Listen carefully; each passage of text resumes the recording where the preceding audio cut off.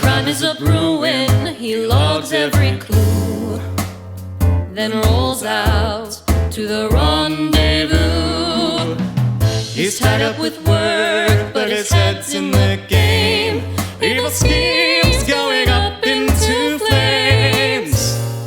Oh, he'll give it a whack. He'll take those pawns, and this case will be cracked at the crack of dawn. No!